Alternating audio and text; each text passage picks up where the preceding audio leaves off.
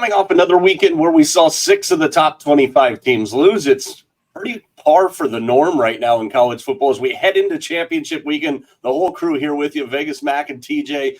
Welcome into another edition of Moss Football Friday. Boys, it was one hell of a weekend again. And, you know, the college football playoff is doing exactly what they wanted it to do. The interest is through the roof. The chaos has multiplied. And we've got the teams on the outside looking in now complaining, surprise, surprise.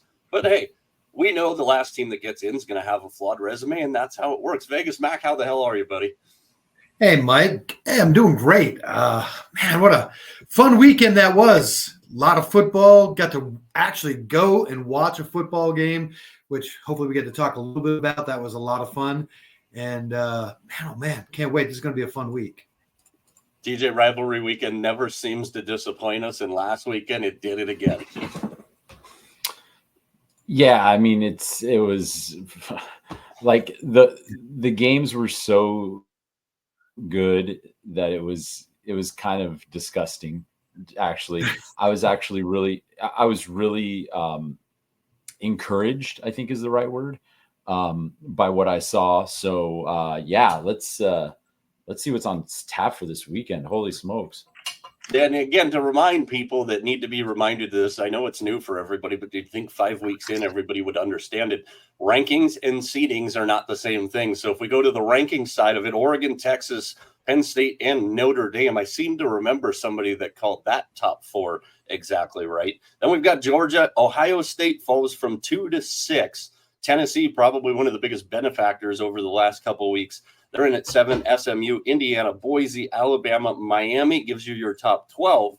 But as we set this up, Mac, and we talked about this all year, who was Boise going to take a spot from? Now it turns out who is the Big 12 going to take a spot from, because we've got Miami at 12. We've got SMU in at 8 on the ACC side. But when you go down to the Big 12 side of the mix, 15 and 16 is the conference championship matchup between Arizona State, a team you saw in person last weekend, and Iowa State. And one of those teams from the Big 12 is taking a spot from somebody. And right now that team, it just happens to be the Miami Hurricanes.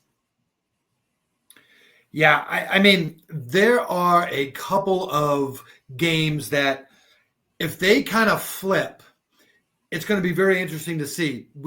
I mean, let's just kind of get right to it. I mean, if UNLV wins, if Clemson wins, where does SMU go? Where does Boise State go? Do they stay in? Do they go out? If they stay in, who goes out? Does that mean Alabama's out? Does that mean Indiana's out? That's the biggest thing.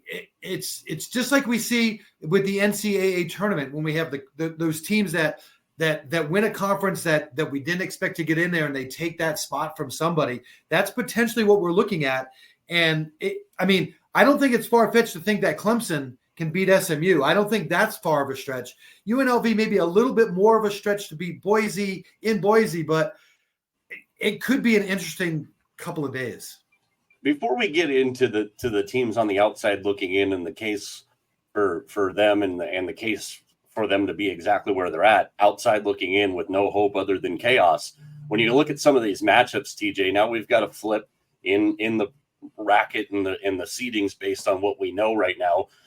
Projection wise, Penn State at the 5 seed would host number 12 ASU. Tennessee at the 8 would get Ohio State, which I think would be a fantastic, interesting matchup there. Could be a game that gets Ryan Day fired. Alabama would be at Notre Dame, which would be hella interesting to me to see a team from down south playing in a snowstorm. And then Indiana would be on the road to Georgia with the team sitting on. Are there any of those matchups, Teach, that like now jump out of the page? Like, I really want to see that one. Because for me, it was Penn State and Georgia was the one I really wanted to try and see that come to fruition. But I think Penn State's going to get their asses handed to them this weekend.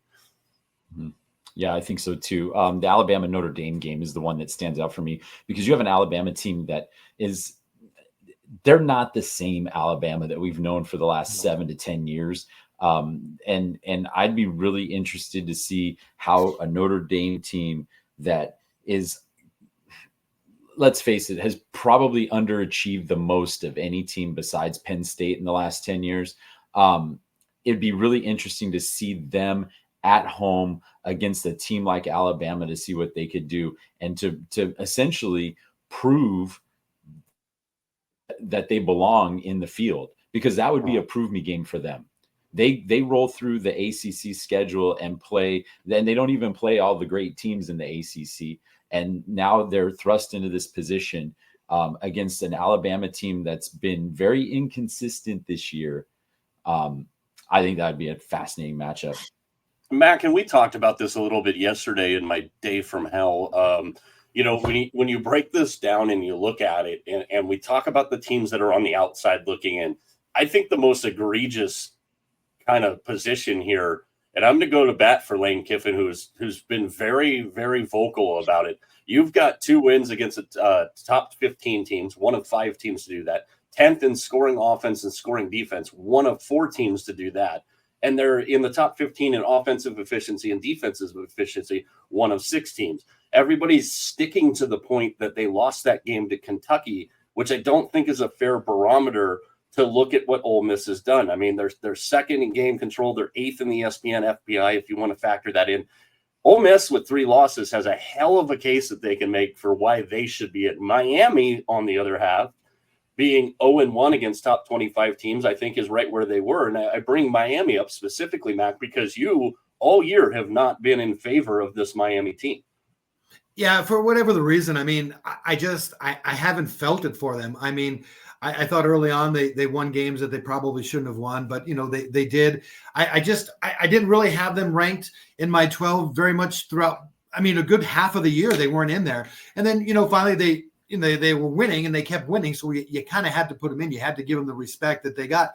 But I was never really on board, so I'm not really upset about that. That's not the one part that really bothers me. Like I said, for me, it's more about Alabama. I don't think they deserve to be in.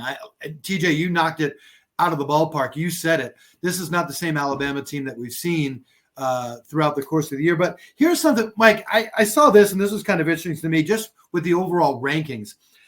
Boise, and I'm a big proponent of Boise State, but here's the thing. Boise State, no wins this year against a Power 4 conference, no wins against a ranked team. Yet, look at Arizona State. They've got 8 wins against Power 4 teams and 3 wins against teams that were ranked. And Boise has such an advantage over Arizona State. That, to me, as I started looking at this, is even a little kind of out of balance if you want to look at it that way. Yeah, and I think, and we've talked about this a few different times, is I think that how well they played at Autzen, they were the only team to really go up to Autzen and give them a game, give the Ducks a game. I mean, Ohio State did. I'm not saying that they didn't, but I mean, that was, I think Oregon, if I remember correctly, was about a 2-touchdown favorite in that game, and it went all the way down to the end. And a controversial call towards the end of that game really kind of flipped the ending of it. I think that's carried some massive weight. But guys, the most incredible thing, TJ, about this whole weekend is UNLV and Clemson can literally take this thing, knock it on the side of its head, and we have no idea what's coming on Sunday when they do the final rankings reveal and we find out where we're going with this thing in a couple weeks in December. Can I just say that it's kind of gross when I read a tweet that said that UNLV is just 5 wins away from a national championship? I mean, come on. Can you please get out of the dispensary and put the pipe down? It is not happening, although I like the hustle there. But yes, you're right. They certainly could. I mean, there's nothing saying I'm not you know where I stand with UNLV, but we have to give them their credit. They have played great. Odom has done a great job. I'm a little jealous, but look, they certainly can, and Clemson can too. SMU's not unbeatable. Their offense is good, but they're not unbeatable, and so yeah, these 2 teams can totally tip this thing over, and God help us if they do, because this is just going to turn into just a mess. And it'd be very interesting. I mean, I think the committee has already shown us that if SMU loses this game, I think they're out. I mean, I really do. I think they'd have to be out. I mean, if Miami's out, I think SMU has to be out. Yep. I mean, like I said at the beginning, that just starts the dominoes. I mean, if UNLV were to win this, I don't know what would happen. I really don't. I mean, the committee loves Alabama. I mean, they've made that clear. They made it clear that their strength of schedule is what matters. You know, even though they have these 3 losses, it's strength of schedule. So, I mean, if you want to talk about teams that don't have a strength of schedule, there's a lot of them on there. And Indiana is the glaring one. And we've said all year long, what team hasn't gotten any respect? It's Indiana. And if you kind of look at it, they would probably be the one out. Yeah, but are they supposed to look? I mean, it's the same thing in basketball. These teams schedule out ahead. These teams can only play the games that they schedule. Are they supposed to now look at this and go, okay, well, I guess we're not going to play in our SEC mandated cupcake game anymore. We're going to have to schedule, I don't know, Clemson or SMU or Boise State or, but you know, would it somebody. have mattered? Would it have mattered though? Let's just use Miami as an example. Would it have mattered? What if Miami went and played? Say they played Alabama and Georgia and Ohio State. Say that was part of their schedule, and say they lost 2 of those 3 games, and say they lost this one and they had 3 losses. Would that have made a difference? Would they be looking at them and say, "Well, look at their strength of schedule now"? I mean, that's the question that they're going to have to ask. I mean, would that really make a difference, or are we? You still hear it. It's because it's Alabama. I mean, that name rings dollar signs. That name ring is football. We know that. I mean, this is my personal opinion. I almost think Miami deserves it more than Alabama. I mean, even though I haven't been on the Miami train all year, I mean, I haven't been impressed with Alabama either. Alabama could have 5 losses. I mean, just because you have a big strength of schedule doesn't mean you played well. Yeah, and I to take it even further, when we're talking about the 3 teams on that edge right now and who has the most to gain with ultimate chaos this weekend, I would hope that it would be Ole Miss. And I really love the way that Lane Kiffin's kind of gone about this. I mean, I'm going to read a tweet he sent out yesterday, and he's like, "You guys actually meet for days and come up with these rankings at College Football Playoff? Do you actually watch the quality of players and road environments? We've played in one of yours this year," and little Z's sleeping emoji, "or just try and make the ACC feel relevant. By the way, one of your teams paid us," this is where I lost the end of the tweet, "to not play them next year." That team being Wake Forest, who had a commitment with Ole Miss next year. They paid Ole Miss to get out of that. And I think he's got a case. I don't see how you can look at Miami and you can look at Ole Miss and say that Miami is a higher ranked team in that scenario. The Ole Miss Alabama thing, you can get into that. There's a little more case per case basis there, but I hope that the team that has the most to gain, and I love the South Carolina story. Lenora Sellers was picked to be the worst quarterback in the preseason rankings in the SEC.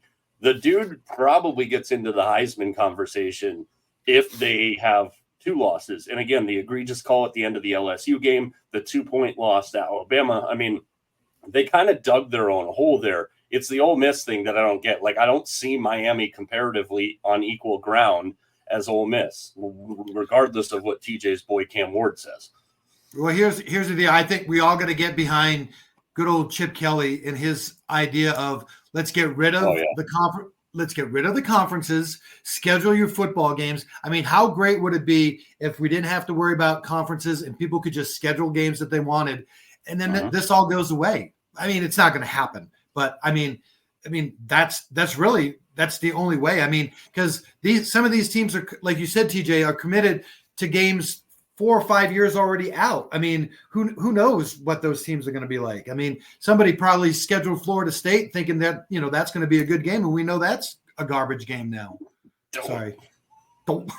Well, I mean, I'll give you a perfect example just because I know, right? So USC scheduled Nevada again in 2027, a year that Nevada's probably maybe on the upswing. But what good is a win going to be against a 6-6 Mountain West or wherever the hell they are by then team? If you're USC, what good does that do you?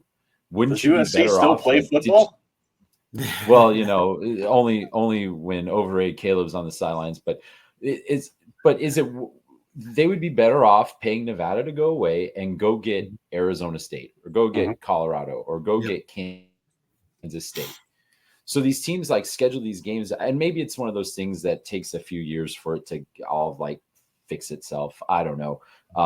But when teams can only play the teams that they are scheduled to play, it's hard to fault a team like SMU for going through that schedule and going, hey, let's assume that they win. Hey, we're 12-1. How do you leave us out? How do you say that our strength of schedule is bad because this was the schedule that was lined up for us? Well, and here's another option. Instead of worrying about all these out of conference games, play everybody in your damn conference. Yeah. Don't schedule. Yeah, I mean, that's the thing that needs to be fixed with these mega conferences. Play everybody. Then you don't have to worry about it. Or be aggressive, to continue TJ's point with USC scheduling Nevada. Be aggressive in your scheduling. I mean, we've already seen it this year. Texas and Notre Dame signed up to play a home and home against each other. Florida and Cal a couple of years ago signed an agreement to play a home and home, and that was before Cal was known to be going to the ACC. I mean, Who knows what that Cal team is going to be like? The Florida team has a crap ton of momentum. We saw an early signing day this week. I mean, they've got 4 of the top 100 recruits. They were 10th in their recruiting class. Granted, with this layout of college football right now, we know that these guys that you're getting now on National Signing Day, 18 months from now, might not still be in your program. But you gotta be. I mean, what the hell, for the tradition and the power that is USC football and the nostalgia? What the hell does Nevada do, to echo your point, TJ, on your schedule? Meanwhile, Texas is going, we're in the SEC and we're going to take on the premier independent team in a home and home over a couple year stretch here. And I don't think it's that far down the road. I want to say it's like 28-30, something like that. I don't have it in front of me, but that's how you handle non-conference scheduling is you go. And I mean, yeah, Texas thought Michigan was going to be a good game this year, and it didn't end up working out that way. And that's hard to project, but be aggressive in your schedule. What the hell is Nevada going to do if you're USC? No matter who your coach is. And I can promise you one thing right now. I don't know when that game is, TJ. Lincoln Riley won't be coaching in that game against Nevada. Oh, for sure he won't. But I mean, you go to look at the other side of that, though. Boise State schedules aggressively. Yep. Every single year. Yeah. And so, and Fresno State used to do that too. So, it's like I said, maybe it's something that needs a couple of years to balance out, and people will figure it out. I don't know if you can get rid of the conferences. I think we should go back to how it was, but I know that ain't going to happen. There's too much invested on every side now. So too much money. Yeah. I mean, honestly, I really think the easiest thing is just play everybody in your conference. There's so many teams that you don't play. I mean, fill it up with conference games, and those conferences that don't have enough teams, then those teams can worry about it. But these bigger mega conferences, play everybody that you possibly can. I mean, that would solve it. Oh yeah. Before we get into the nuts and bolts here, guys, I got something to throw out to you because I know it kind of intrigued me. This is from a guy named Charlie _Burris on Twitter. And his comment is, yes, I would love to watch a college football NIT. And maybe this is a way we can keep these other bowl games interesting. But I'll just lay this out, and I know I'm throwing this blind at you guys, but your first round matchups would be Syracuse, the 10 seed, at Mizzou. Winner would play Ole Miss. Colorado, the 11 seed, at number 6 BYU. Winner would play South Carolina. UNLV, the 8 seed, would host Illinois. Winner would play top-seeded Miami. And then this projection has Iowa State at the 4, playing the winner of 12 seed Army and 5 seed Clemson. I would watch that. And, we saw this with the Players Era Invitational in college basketball. I mean, you can now, because of the change in the landscape of college football, you could hang $1 million prize on the end of this thing, and you can pay these guys to win it. You give them the incentive to stick in, not opt out. And I think it would make some of these lower level bowls that are, I mean, remember how excited we used to get for bowl season? You try and pick the winner of every game. Like, maybe that's something to capitalize on. Say, hey, okay, we have the 12-team college football playoff. Let's take those next 12 teams that didn't make it, and let's play them together. it might drum up some interest. I don't know. I like the idea. Shout out that Charlie Burris there. What do you think? It's pretty. I miss the Bluebonnet Bowl. I have to be honest. It's one of my favorites. I mean, Meat Eaters Independence Bowl. Exactly. I mean, I think it's a great idea. I think obviously, you hit the nail on the head. There's got to be some incentive there, and of course, nowadays the incentive is money that they'd have to get, because if you're looking at some of these guys playing 2 more games, that in essence doesn't really mean anything to them. I mean, they're not going to hang a national championship on it. They don't want to get injured. They'd have to have some sort of financial backing on it to make it worth their while. I mean, because they're not going to play just for fun anymore. But I mean, I think it would be a great idea. I mean, like you said, in theory, it sounds like it would be a whole. I mean, it'd be better than some of the matchups we get in some of the bowl games now. Let's just put it that way. Yeah, absolutely. Teach, would you be in on that as a degenerate like myself? I would probably be in on that. Yeah. I mean, doesn't take much for me and you. We want to, that's true. We want to have good matchups, right? Like nobody wants to turn on a bowl game and watch like Jacksonville State and Wyoming or some nonsense unless they're really good. Give me the best matchups, man. That's all we want as fans. Give us the best matchups that we can get, or go back to how it was. Yeah, exactly. Let's start on the games, and one of the big ones. Can you imagine, boys? We've mentioned this a couple of times. If we go into Championship Saturday and it starts with UNLV shocking the world, which, hey, let's be honest here. They've already played this year. They've already played in Vegas this year. It was a 29-24 game. It is entirely possible. Now, this Boise team, I think, is going to be ultra motivated. The fact that they could get a first round bye and then get a chance to play another big-time program, whether that be big-time program. So Arizona State and then or Penn State. I mean, I don't know where they rank right now. I can't wait to see them get their ass kicked on Saturday. About a 4-point spread on this one. 57.5 is the over-under total. Do we really think, for UNLV's biggest fan, TJ, I'll start with you. Does UNLV have a chance to really – I mean, the UNLV beating Boise would shake this thing up way more than anything else. They have a chance. I'll say that. They have TJ a chance meter. They have a chance. It's going to be cold tonight. It's going to be packed. The turf is going to be blue. Surprise. They have to stop the run. That's their number one job. Are they loading blue turf into the Raiders Stadium? Did Mark Davis approve that? No, it's in Boise. I know. I believe. Look, that would be actually. I would pay to see that because it would be at least it'd be better than the product that plays there now. But anyway, they got to stop the run. Period. End of story. That's what they got to do. And if they can do it, they'll keep it close. All the cliches, they apply to UNLV right here. Boise just needs to keep doing what they're doing, get out to a quick lead, and go from there. Mac, I know Boise hasn't played. I know this one's close to you here. Yeah, Boise hasn't played like drag them out, knock down great the last couple of weeks. I mean, again, everybody's shooting for them, so we know. But their games have been pretty close. Arizona did a real good job. I think they held Gentry to like 129 yards. I mean, it held him to that, but I mean, it was tough sledding. He did not have a good game. He got a lot of those, a little bit late in that game. I mean, it was a really close game, and UNLV made a couple of mistakes in that game. They could have won that game. Boise's has a history of losing these championship games at home. They lost 2 or 3 in a row at home a couple of years ago. So it's not like you can't go in there and win. I mean, UNLV, this program, Otis does a great job since he's taken over. He's just every year he's it's been a little bit better, a little bit better, and a little bit better. And this would be the cherry on top. I honestly think UNLV can go in there and win this game. I think the beginning of this game is absolutely crucial. When they had that first matchup, they did a great job. They kept it close. That's the big thing. They got to just keep it close, but early on as well.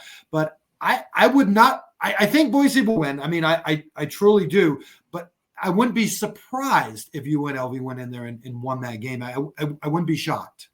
And here's the underlying like additional kind of angle to this game that I think does play a massive part in it, and we kind of alluded to it, TJ, when we did our Heisman video on Thursday, and I've already called the shot. Like, one of the bigger Heisman snubs in the history is going to be Ashton Jeanty, but and I love the quote from Spencer Danielson this week, responding to Deion's Heisman Trophy comments, and Danielson just says, "Hey, if you're one of the best players in the country, you play in a championship game." I think Ashton Jeanty's final game at Albertson Stadium on the blue turf, and Ashton Jeanty gets to make one more case for, hey, you guys have distanced this as far as the betting odds from Travis Hunter to Ashton Jeanty here. Ashton Jeanty goes and rips off a 250-yard game in this thing when it's in a spotlight kind of standalone. I mean, yeah, we've got Tulane and Army also at the exact same time tonight, but Jeanty's got a chance here, and I think that's what drives the Boise team here. I like Boise to cover the spread, and I like this game to go over the 57.5, which is something we always like on the show. Mac, in a few hours after this airs here, we'll start our championship week previews, and you've got the Big 12 championship game, Iowa State and Arizona State, fresh off of seeing ASU live. And let's hit the pause button. The atmosphere down in Tucson last weekend, what was it like? I know your boy running his freaking bumping his gums like he likes to do. How was that whole environment down in Tucson? It was absolutely fun. We walked down the mall when we first got there, all the tailgating and stuff. He had an absolute wonderful time. He as the game started getting closer, when you've been to these big games, you can just feel it. And I mean, it just, as more and more people came in, it just, that anticipation just grew, but he got kind of quiet. He started to get really nervous is what was happening. Can't believe that, because him being quiet is impressive. Yeah, he was. But, after Cam scored his second touchdown, he kind of loosened up a little bit, which was kind of fun. We had a great time, though. It was a lot of fun. Speaking of Mr. Cam, ASU came out. TJ, you're gonna love this. ASU came out for their warm-ups, and our seats were in the end zone, and that's where they were warming up. And he goes, "Look, there's Cam," and I'm like looking, and I'm trying to find him, and I go, "Where?" He goes, "Right there at the end." And I look, dude looked like he was about 4'9" and about 160 pounds. I mean, he was the smallest guy out there. I mean, he really was. I was like, "Man, are you sure that's him?" And he's like, "Yeah." I was like, he's not a big guy, but man, like I said, our seats were in the end zone. And we talked about this, when you're in the end zone, you can see the holes open up, and man, he hides behind there and rolls around, and he was so much fun to watch. They used him in the Wildcat. Man, it was so much fun to go there. Great atmosphere. Lot of gold once about the second quarter rang around, because all the Reds seemed to leave. I don't know where they all went, but there wasn't a whole lot there after the second quarter. But it was a whole lot of fun. This ASU team, I was really impressed.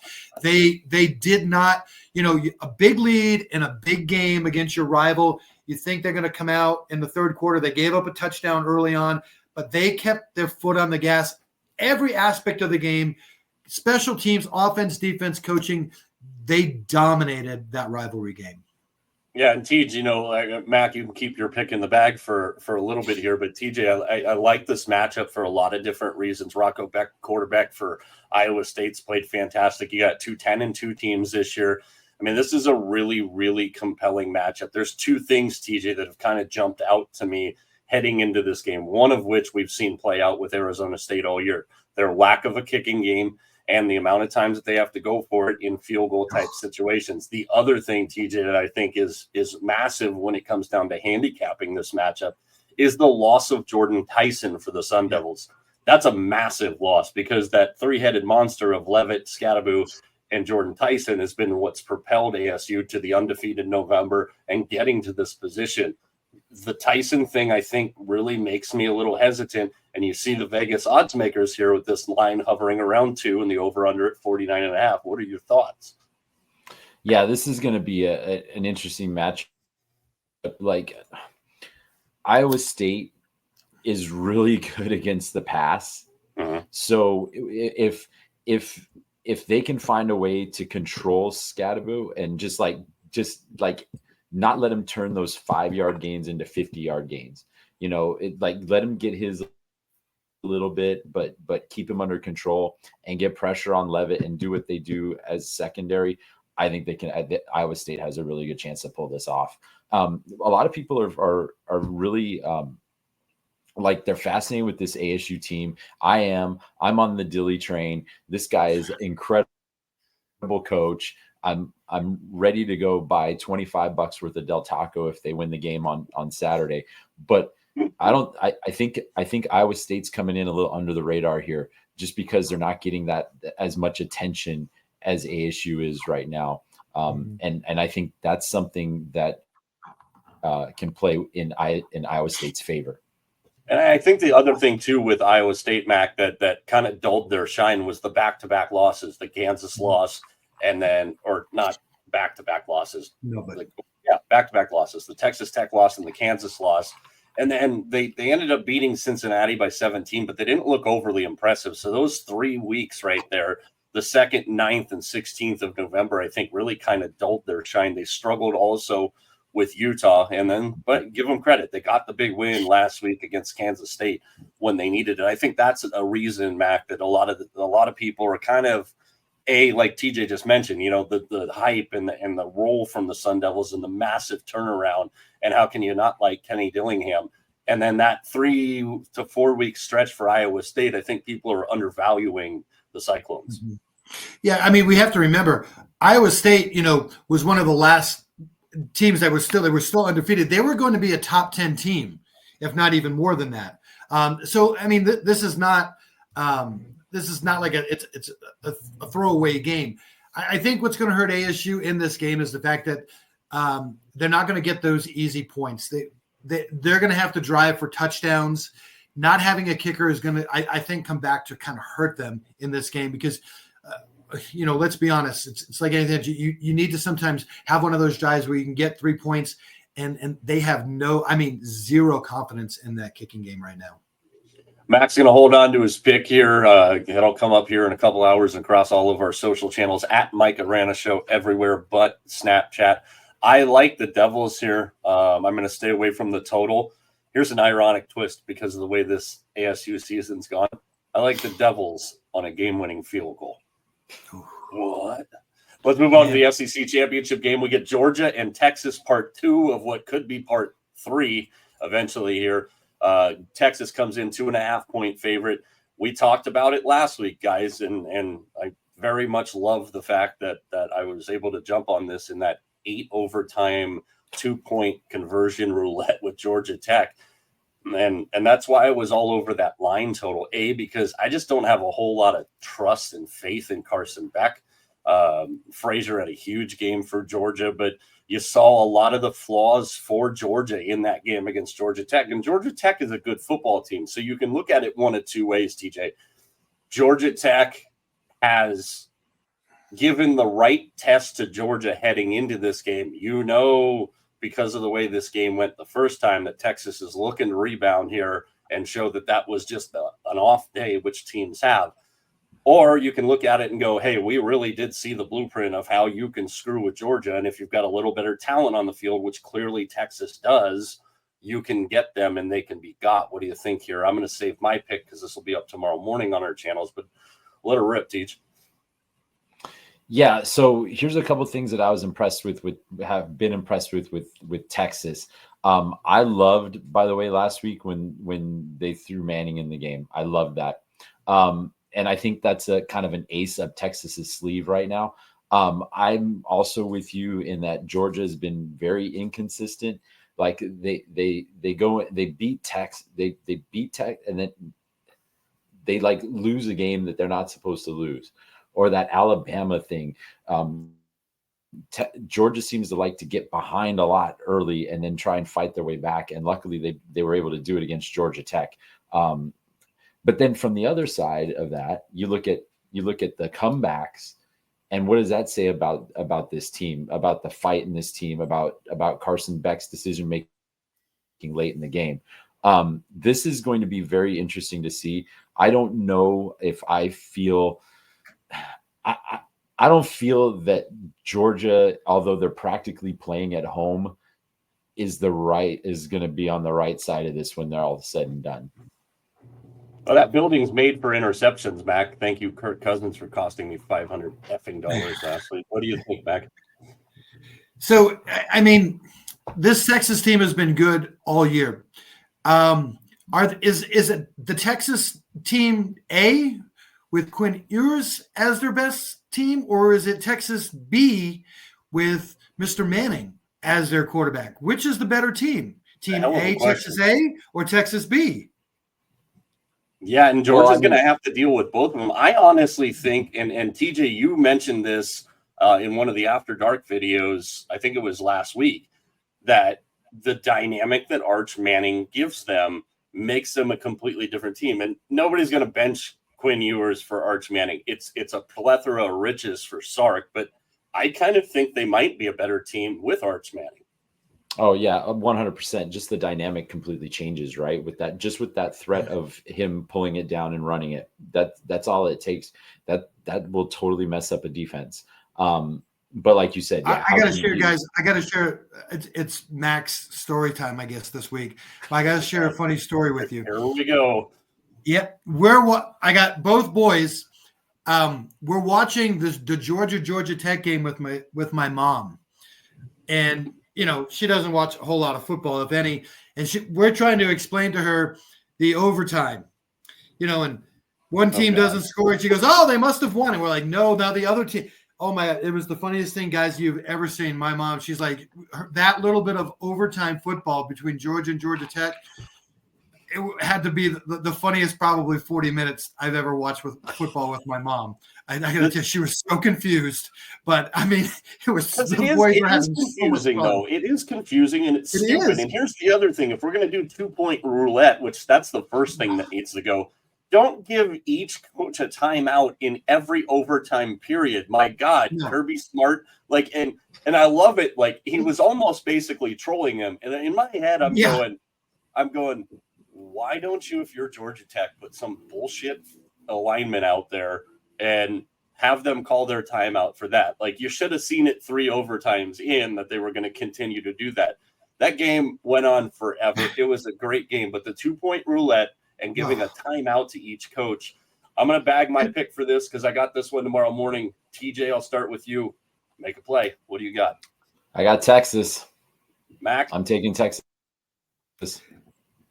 Yeah, I think this is Texas. I don't think they're going to lose twice in a season to Georgia, at least not like this. I have Texas in this one as well. My favorite game of the weekend, boys, we go to Indy, which is somewhere that I really think they need to move this game out of because you can get in for all of $12, which is the equivalent of James Franklin's coaching ability. But that being said, Penn State and Oregon. Oregon, a short favorite in this one, only 3.5 points.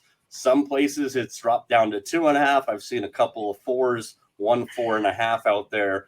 I think this is a mismatch of gross proportions here. This Oregon team has been dialed in from step one. The trolling of the Duck last week with Harry the Husky on Twitter might have been my favorite thing. On X might have been my favorite thing to see. I think Oregon beats the living hell out of Penn State, and this game's not even close, and I can't wait. Yeah, here's all I would say. What's the number next to Oregon? That'd be I have nothing else to say. Oh, you caught Mac in mid-drink. Listen, guys, it's here's what it comes down to for me. Mac, you're going to have this game on our Saturday preview, so you don't have to lay your pick out.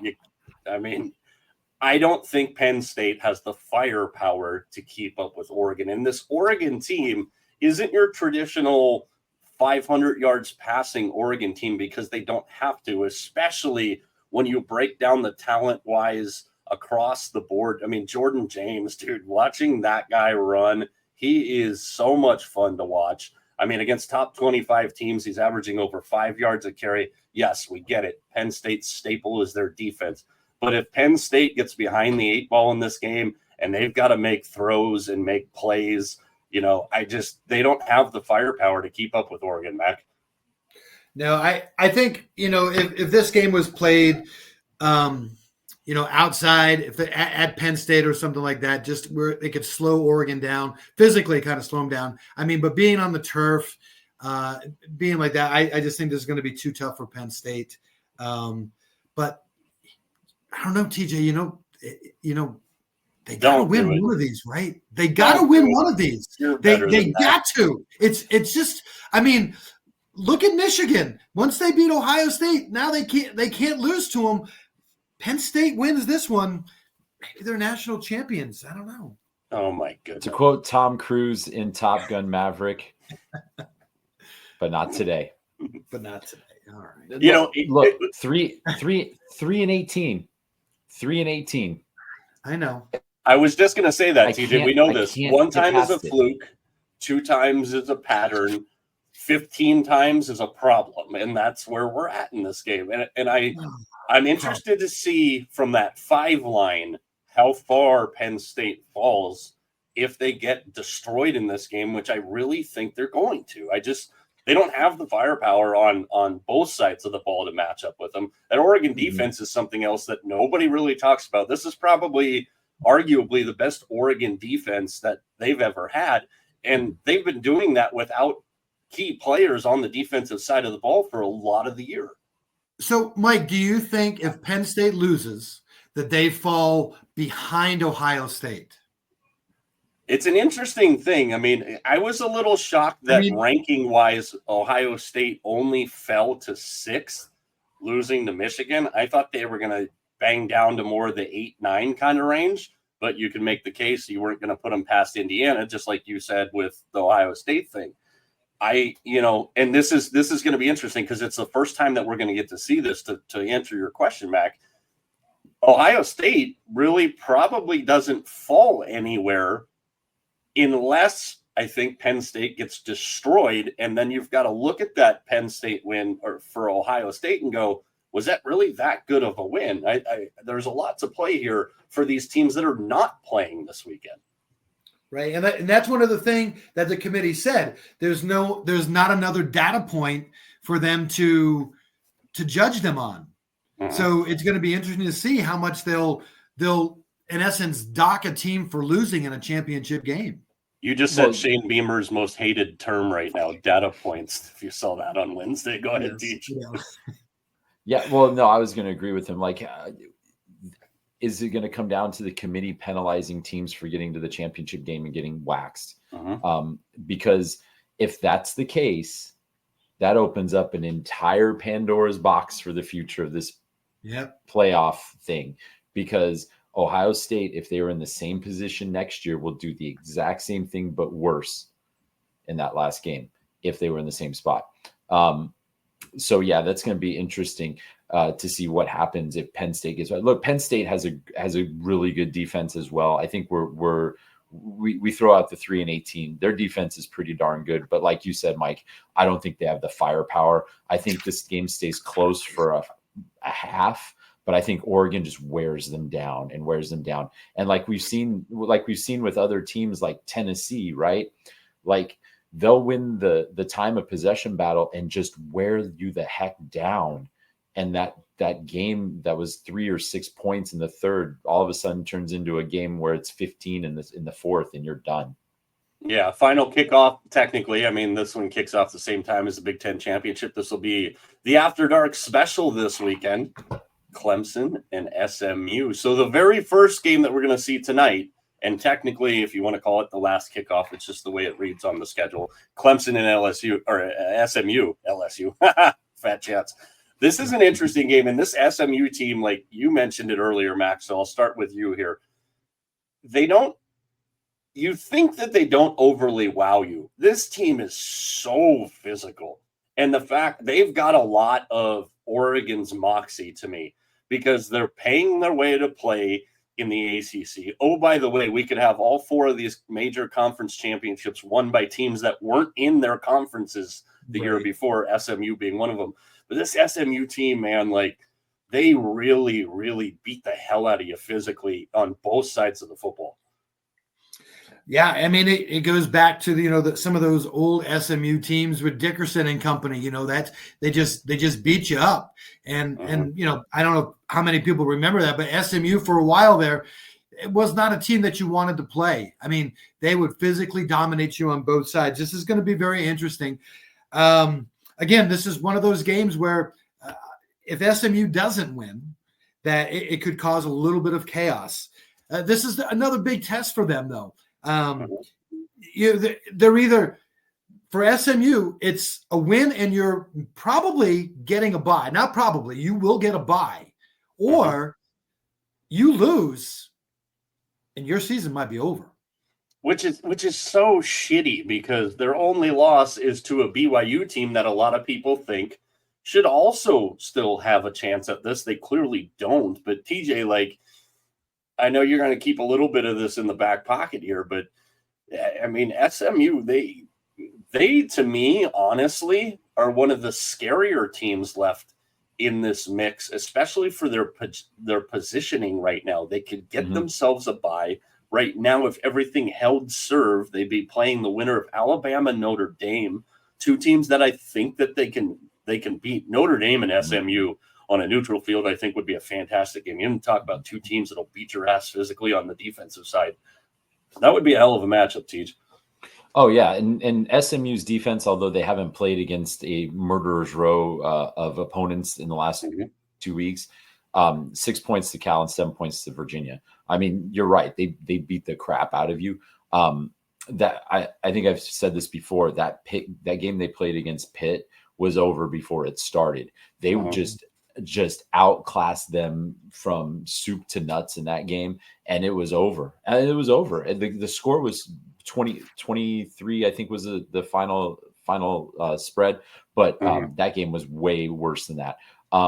And since Kevin Jennings has taken over, that team's offense has been better, minus the BYU debacle, but that offense has been better. So yeah. I don't want to give anything away just yet, but yes, SMU is one of those teams, maybe a little bit like a UNLV, where they could do some damage here. Mac, your pick, and then I'll make the pick, and we'll move on here. I like SMU in this game. I think they're gonna. I think they're gonna handle Clemson. I like SMU winning this game. They've been dominant really most of the year. Clemson, good team, up and down. That's another team that we kind of question sometimes about whether that they can win a big game as well. But I like SMU in this game. Yeah, I like the Mustangs to cover the spread, and I think they're gonna do it relatively easy. I love the fact that this is like literally everybody's gonna be watching this game, and I think it hurts the Big Ten a little bit, because I think it detracts some eyeballs if you don't have multiple TVs or you got the multi-view function.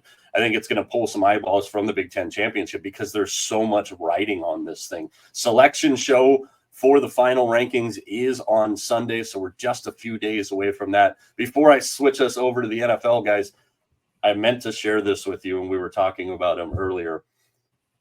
Best thing I saw on the internet last weekend. A guy named Lonnie Walker. This was retweeted on Twitter. Ryan Day is the Michael Jordan of James Franklin's. I think that sums up James Franklin and Ryan Day perfectly, especially their positions here. And I will go on record as saying this. I do agree with Paul Feinbaum. If Ohio State gets knocked out in the first round, you fire Ryan Day on the field, period. I mean, that's it. So let's move on. Speaking of playoffs and playoff positioning, to the National Football League, we're getting into the nuts and bolts of it. Let's take a look, guys, at the AFC playoff picture, the race for number one. And you saw it last Sunday. If Buffalo gets that home field advantage, and I know that the Chiefs can win on the road, they can win at home. They've proven it 6 ways to Sunday. I think if Buffalo gets the number one seed, it's going to be really, really hard to knock the Bills out right now. Kansas City, Buffalo, Pittsburgh, Houston in their traditional spot, the 4 seed. So they will already, you can book it now. They're going to be playing the first game on super wild card weekend. The Los Angeles Chargers, they get another butt ugly win, but that's what they do. Baltimore, the most Jekyll and Hyde team in the NFL right now, and a team that I'm really high on, holding down that last spot. Unfortunately, that would mean they'd be traveling to Buffalo if everything held right now. The Denver Broncos, and what a wild, I mean, honestly, guys, that game Monday night, one of the better games I've seen in a long time. When you assess the AFC playoff picture, what are your first thoughts, Mac? My first thoughts, it's just about set is what I think. I think there's only one other team that can really even get into the playoffs, and I think that's Indianapolis. Mm-hmm. And both Denver and Indianapolis have a bye coming up, and then they play each other. That's going to be a really big game for them. The thing with the Colts after that, they have Tennessee, the Giants, and Jacksonville. I mean, and so if they end up beating Denver, they could win out. That would get them to 10 wins. That's going to be pretty close of them getting in. But, I mean, I can't see anybody under Indianapolis getting in. I can't see Miami getting in or anybody else. They just not enough wins there. And so I think we can start looking at some of these matchups that we could have potentially in the first round. And because I really think we have probably the 7 or 8 teams that are going to be in. Yeah. TJ, what's your first thought when you look at it? My first thought is I'd rather have Denver than Indianapolis because Anthony Richardson is practically unwatchable. It's a rough watch. Yeah, he is. But look, they're winning games. Yeah, I don't know if you want to go there just yet, or should we save it for later? Because I'm putting my flag down right here and sticking with it. Hey, that started a bunch of fights last weekend because we're crying about flag planting. You cry about flag planting, I've got a news flash for you. Don't suck and you won't get a flag planted at your midfield. There you go. Start macing you for saying that. But like, when does this garbage end with the Chiefs? When does it end? And as long as this continues, I don't see Super Bowl Sunday is when it ends against the Lions. But I don't see. Look, Buffalo looks great. I think they beat up they just beat up a team that's just beat down the other night, and there's no other way to look at it. They look good, but they've beaten the Chiefs 3 times in a row in the regular season, and they've lost 3 times in a row in the postseason. So that's their Achilles heel right there. They have to get past the Chiefs. Go ahead. Sorry. No, I was just going to say with the Chiefs have won 14 games in a row in 1-score games, and until somebody can find the solution to get past them, and that might be Buffalo. I don't know, but I don't see. I agree with Mac. I think this thing is set as is. Yeah, and we're going to talk about the Chiefs here in just a second as one of our game spotlights for this weekend. But when you look at it comparatively speaking here, what's Buffalo's opportunity to catch Kansas City? Well, Buffalo's got a tough game we're going to talk about here in just a second as well. They travel cross country to play the Rams, whose defense has really started to play well. Then they've got the Lions. They've got those in back-to-back games. Fortunately for Buffalo, they finished with New England, whatever the hell's going on with the Jets and the Patriots. When you flip it over to the Chiefs side of things, they've got the game this Sunday against the Chargers, who have proven, again and again and again. That's why I've got them where I have them in the power pyramid. They can win ugly games. They can muck it up. Then Kansas City goes to Cleveland with the Jameis Winston experience, which I saw a stat, man. If he was the starter for the whole year, if you projected his numbers out, he'd throw for 5,700 yards at 34 touchdowns and 24 interceptions. But then for the Chiefs, they've got Houston and they've got the Steelers. And remember, that's a 4-day window in between those 2 games. Hopefully we won't be buffering when they're playing the Steelers, because that's going to be a hell of a game. And then they finish with the Broncos, who might still be trying to hold on to that last spot. So comparatively, when you look at the 2 schedules, Buffalo's got their 2 hardest games back-to-back next. Kansas City is really going to enter the part of their schedule, Mac, where they've got the tough games in here, and they're going to have to hold on to that number 1 seed. It sounds crazy talking about the Chiefs, but they're going to have to hold on to that number 1 seed. Yeah, I mean, they got to win and continue to win because, Buffalo's got that tiebreaker against them. So, we have to remember that. It's going to be interesting to see. I mean, it's kind of like we one of the things, we keep waiting for this Kansas City team to really kind of blow somebody out. And it's just not happening. So you start to wonder, I mean, their record, we know they're a good team, but are they a good team or are they a lucky team? That's where you start to wonder, if does that tide start to turn to some of that luck, start to go away here in the next couple of weeks. It'll be interesting to see. I'm going to lean towards they're just a good team and they know how to win. And, it looks, I know TJ, it's killing you, but I mean, good teams do that. They just find ways to win. Well, I agree with you. The good teams do find ways to win. It's super frustrating. Like you said, if they can't, it doesn't seem like they can blow out a team. And that part is like, that part is frustrating because what the Chiefs are, what they've been, right? And I still think that this goes back to losing Eric Bieniemy as OC. I think something happened when he left. A little piece of that offensive magic went away, and I don't think although they've been winning games, I don't think they've recaptured that just yet. And this is an interesting spot. I know we're going to talk about them later, but this is an interesting spot for the Chargers here. Yeah, it's a very interesting spot because the Chargers still have a lot to gain and a lot to lose. I mean, they're not. Yeah, we talked about it. Indy's really the only team that can come up from outside of the playoffs in, and there's it's a 2-game gap. I just lost it in front of me. I believe it's a 2-game gap.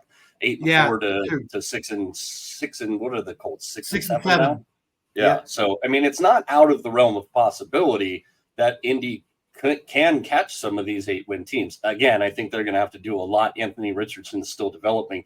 Here's another team, and I don't want to get you down this rabbit hole here, but it needs to be said.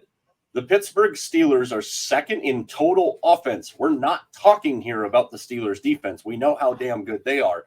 They are second in total offense since Russell Wilson took over the quarterback position for them. I honestly think if you made me, and let's play a game off the cuff here, and I'll start with you, Mac. If you made me pick the layout right now of how this is going to work as we go forward, my favorite, and I'm going to say this, pick your favorite matchup here in the AFC Championship game because we don't know how the seedings are going to end up. I would really, really love to see an AFC title game of Pittsburgh at Buffalo. I think that would be fantastic. Maybe it's a little just, I'm tired of watching the Chiefs, but I think that game would be so compelling on both sides. And it's one of those things, and we kind of talked about it a little bit. If there's a team that could go up into Buffalo and kind of really hang it on them, it could be Pittsburgh because, I mean, that's their type of game. They like to run the ball. They like to kick field goals. But now they've sprinkled in with Russell Wilson. They sprinkled in the ability to go down the field. I was surprised last week how many points they were able to put up. I mean, it's starting to get a little more consistent. I told you last week I was a little worried about it. I'm a little worried about it. The problem with the Steelers right now is the schedule that's coming up. They have 3 games in 10 days against 3 of what could be the best team. I would say Baltimore. I can't say Baltimore. They have to play Philadelphia, Baltimore, and Kansas City in the span of 10 days. I mean, brutal, dude. I mean, if they get 1 win out of it, and it's Baltimore on the road, the other 2 are. I don't know about the Philly game. I'd have to check on that one. I know the Kansas City game is at home, but still, I mean, to get 1 win out of that, that would be okay. But to go back to your question, yeah, I mean, I think they could handle Buffalo. I don't think playing on the road in Buffalo would be a big deal for the Steelers. I mean, what's the difference, Buffalo or Pittsburgh? I mean, it's basically the same thing, isn't it?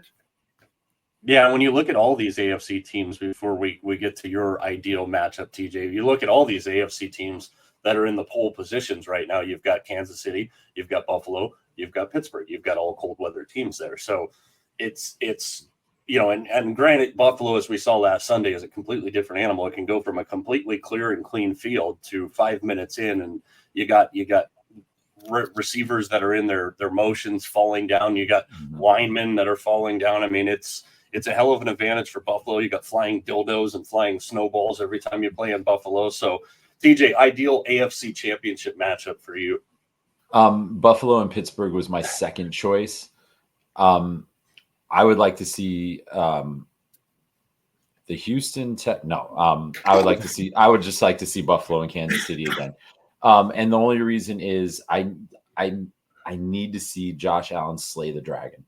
I need to see it, because right now Josh Allen, it's very easy to put Josh Allen in conversations about the great quarterbacks that never win anything. And I really like Josh Allen. I really like what the Bills have done this year. Almost an entirely different offensive personnel at the skill positions this year. He's managed to build those relationships. They struggled a little bit early, but now you're starting to see the fruits of the labor.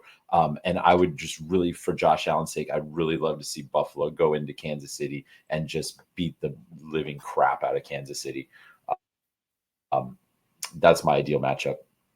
All right, let's get into a couple of these previews here, boys. We're going to start on the NFC side of thing here in an NFC West matchup, the weirdest division in all of football this year, the Seattle Seahawks. And I mentioned it in the Man Crush on Wednesday. Over their 3 games since they lost the overtime game before their bye to the Rams, they've given up 14.6 points per game in those 3 wins, but 4.3 points per game in the second half. That defense is nasty. And I talked about it because there's, and I know quite a few Seahawks fans, it's just, because I'm marrying into it, but there's still Seahawk fans that don't like the Mike Macdonald hire. And I think it's twofold. Part of it is because Pete Carroll is such an icon for that franchise, really put the Seahawks on the map. So there's that hangover, but this is exactly why the Seahawks hired Mike Macdonald. That defense has been unbelievable. Leonard Williams has been playing out of his freaking mind. Always love to see a big fella touchdown, as we saw that was a weird game last weekend. 21-16 at halftime, and the Seahawks completely shut out the Jets in the second half. That's a massive win for them. Now they're coming to Arizona to play a Cardinals team that's been sluggish since their bye week. And it's an interesting matchup here because Seattle can really position themselves with a 2-game advantage over the Cardinals. The Cardinals still have to play the Niners, but they also get the Patriots. They get the Panthers in there. And who knows what's going to be left of that Niners team when they get to week 17. Obviously, we know they're going to be without Christian McCaffrey, likely without Jordan Mason.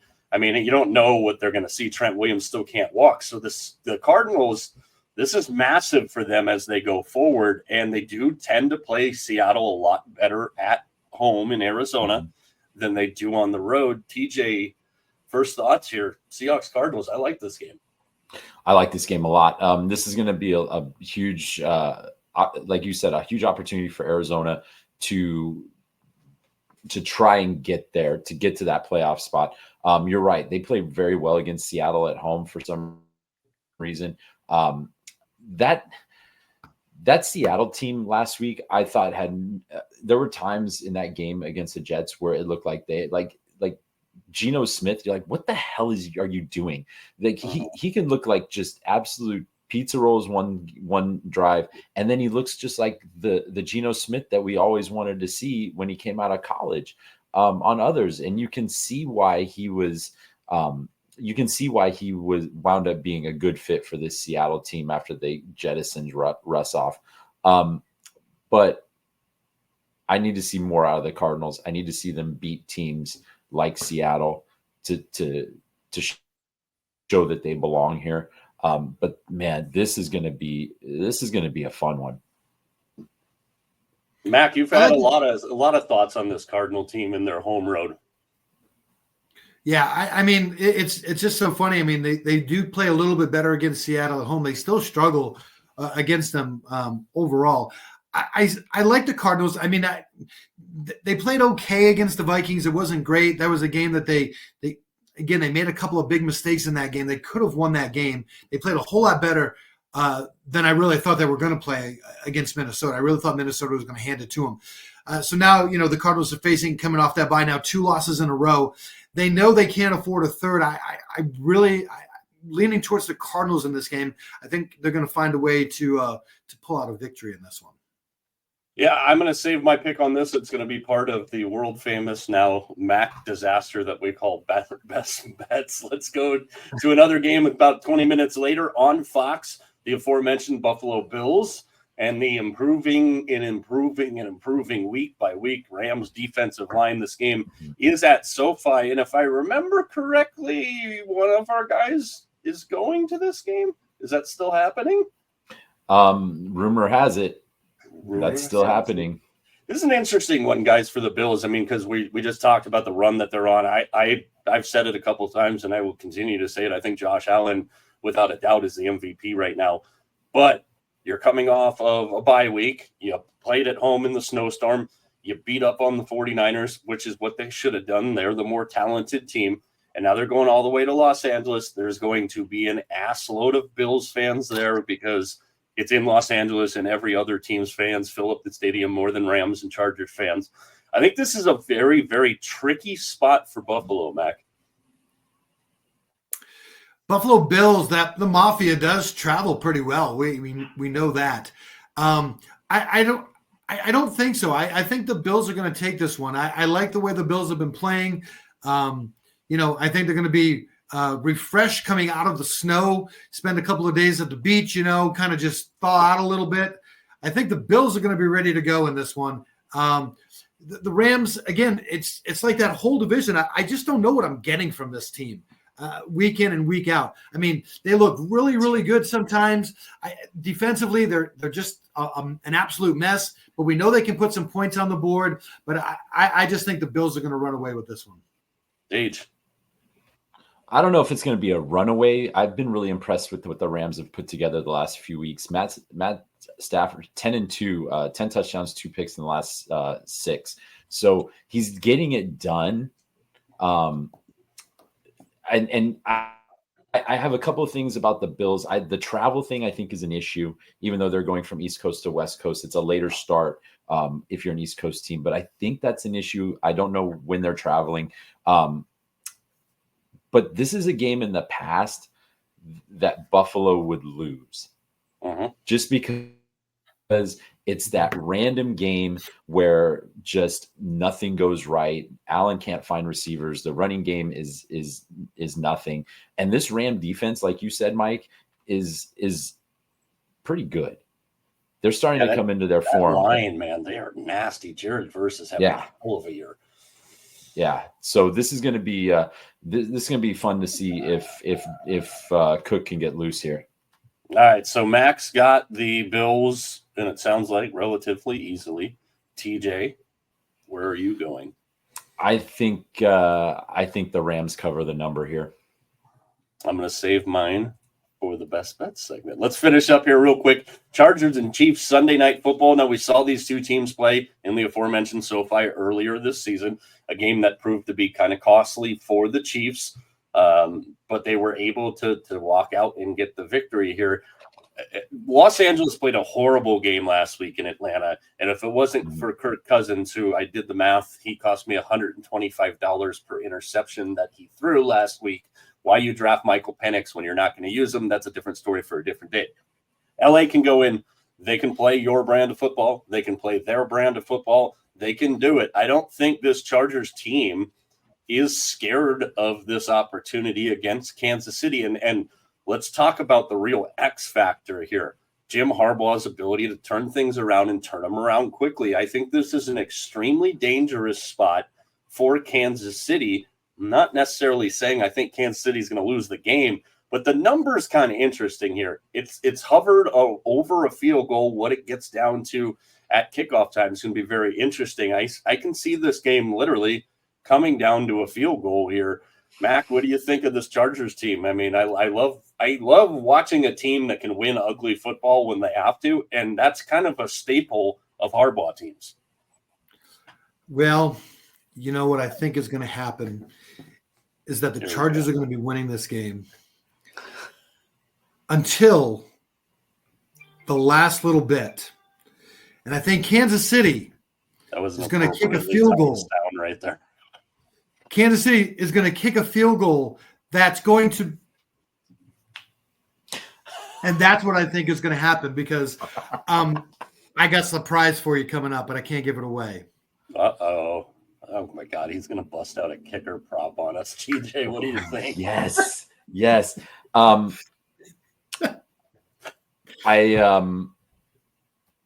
Well, you know what I think about Kansas City. Like FFS, when does it end? And it's like one of these things, right? Like what outlandish way are they going to find to win this time? I too think this is going to be a close game, just based on history. They played them pretty well. They held Kansas City to 17 the last time they played. Mm-hmm. And we talked about how the offense seems to be missing something since Bieniemy left, but the Charger defense played really well in that game, I thought. And I think this is a great opportunity to get a little bit of payback. So I do think it's going to be close. I'm gonna, and man, I just hate watching the Chargers, but I think I'm going to take them. I think I'm taking the Chargers. Interesting. I'm going to take the Chargers because I got them at +4. I think it could be a game that comes down to a field goal or some random ass kicker prop. Last thing before we get into our best bets here, guys. Monday Night Football this week is going to be super exciting. Our Monday Night Nerd, Monday Night Mike, is on fire right now, just for the record. I talked to him the other day, and he was pretty excited about another 3-0, really turning the page there. Bengals and Cowboys, which could not be flexed out of Monday Night Football because of the Simpsons alt broadcast. Are you effing kidding me? Like, they're going to put us through this. You could have flexed Seahawks Cardinals to Monday Night Football. Mm-hmm. You could have flexed Bills and Rams to Monday Night Football, but no. Could have flexed Three's Company reruns to Monday Night Football. Don't go down that road again. I'm still reeling from that.